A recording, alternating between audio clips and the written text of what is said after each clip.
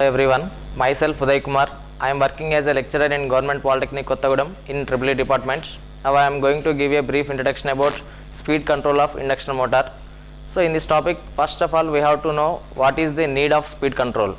Means we have the, first of all we feel comfort, means in the, by controlling the speed we will feel comfortable. For example, in winter if the speed of the fan is very high, we will not feel comfort, so that speed should be controlled.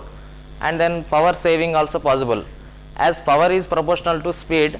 When the speed is reduced, power is also saved, and then smooth control of operation is possible. And then now what are the formulas used for this is, n is equals to ns into 1 minus s, and torque is proportional to s v1 square by r2, and ns is equals to 120 f by p. In this, n is speed of a induction motor, ns is the synchronous speed, and s is the slip of a machine, and T is the torque, and V is the applied voltage, and R2 is the rotor resistance. So now I am going to discuss about different methods of speed control. So first method is pole changing method. So by changing the number of poles, synchronous speed will be changed, as ns is equals to 120 f by p. So as p is changing, ns will also change, so that speed of a induction motor will vary according to, as n is equals to ns into 1 minus s. And then coming to next method, it is by changing the frequency. So by changing the frequency, ns will change, so that speed of a induction motor can be controlled. And then coming to next method, by changing the applied voltage. So by changing applied voltage, for torque remains constant, torque is proportional to s into v square by r2. For remaining the torque constant, whenever the voltage is varying, slip should be changed. So slip is changing means our speed is also changing, as n is equals to ns into 1 minus s. And then next method is by changing the rotor resistance control. By changing the rotor resistance, either by increasing, by adding the through slip rings.